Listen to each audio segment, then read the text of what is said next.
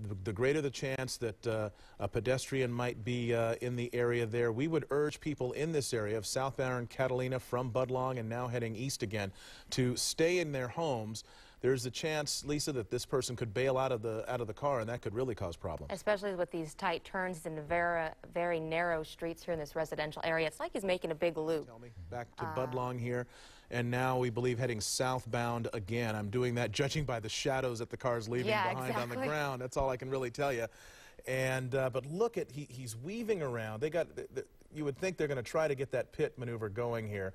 Here's another view now, and I understand airspace. We're cooperating with Hawthorne right now. They're trying to get us into the airspace. Looks like he'll make a southbound turn here. We have pedestrians in the intersection. That'll be on Normandy, so we'll see if he tries to go north or south on Normandy. Looks like southbound on Normandy, but in northbound traffic, trying to weave his way in and around those cars. As best as we can tell, there's one person in that car right now. Rush hour traffic on surface streets here. This is just an incredible situation. Now, this is a suspected drunk driver, also wanted in connection with an assault with a deadly weapon. A breathing room on Rosecrans, so hang out with us. We'll keep the helicopter overhead as we follow that pursuit eastbound on Rosecrans, and we'll see where this guy goes next. Yeah, you mentioned breathing room, but we're all holding our breath here because he's going down the middle of the street, at times veering into opposing traffic lanes. He seems to have no qualms at all about doing that, and every time he does, that really puts people at risk. Now he's heading, I believe, back northbound again. Is that correct? And going into, coming up on Figueroa now, and looks like he might make a right turn here. We'll see where he goes.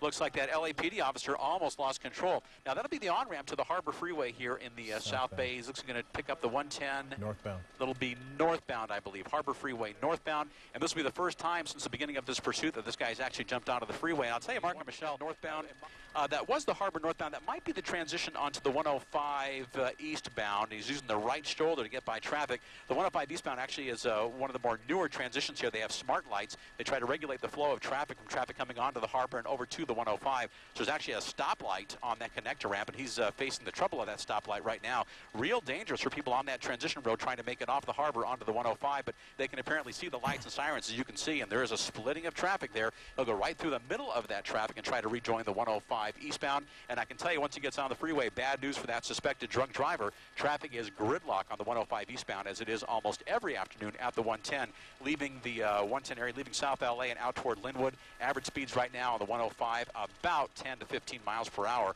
So he's going to find himself boxed in here with nowhere to go. This is where it gets real dangerous, particularly if that suspect tries to get out of the car and confronts police officers, Mark. Yeah, they really don't want him jumping out of the car at this point because the danger with all those people around him. But now look at him. He's really trying to make a move here. This is still he's going in the proper direction. Okay, looks like he is. Along right now, 10, maybe 15 miles per hour, and there he goes onto the right shoulder of the freeway, trying to get around traffic. An extremely dangerous maneuver, especially this time of the afternoon. Those right shoulders, the center dividers on freeways, they're designed for a reason. When a car conks out, when there's an accident or a stalled car, they'll generally move off to the right shoulder. What we have right now suggests that during the course of this pursuit, the suspected drunk driver used his car as a deadly weapon against a police officer, actually tried to hit a police officer. That's what the initial report is. So that does count as an assault with a deadly weapon. Now he's gone from the right shoulder across all the left lanes of traffic. Now another violation, driving in the carpool lane that an average driver would take, knowing full well there are police officers right on his tail doing all they can to pull him over. He just made that transition, that hairy transition from the 105 eastbound at the end of the line onto the 605 northbound. Tried to use the right shoulder. Someone tried to get in front of him there. Not going to work. If he continues north on the 605 traffic in this part of town, every day without fail, no matter what. 605 northbound between the 105 and the 5, coming up from Norwalk over toward Downey and Santa Fe Springs, always just a real jam up of traffic. Up ahead, 605 northbound after the 5. He'll be in good shape as he continues up toward the Rose Hills area. Traffic is not traffic in front of him. Apparently they can look in their rear view mirrors and see the lights, perhaps hear the sirens, and they're doing all they can to get out of the way. So now back into the carpool lane, realizing that on a rush hour day like today, it's almost half after the hour, the best place to be is but they did just cancel, we heard. They were calling in help of CHP officers. They're canceling that. He's got a cup. He's drinking something, whatever it was. He just threw it out the window. Well, the information we had from LAPD officers. He's got a hold of it still. He's got a hold of it still, and he's contents in it. He's either dumping it out or maybe he doesn't want to litter. Maybe he doesn't want to add that to the charge. 605 northbound. Now we'll see if he makes a left or a right. Looks like he'll try to make a left turn, very close to getting hit by that PD cruiser. That would have been a prime opportunity there for a pit maneuver, but too many traffic, too many cars. My estimation, for the best interest of everybody involved in this pursuit, he was better off on the freeway. This will be on Pioneer northbound. We're just coming up on Washington Boulevard. He exited the Slauson Avenue off-ramp.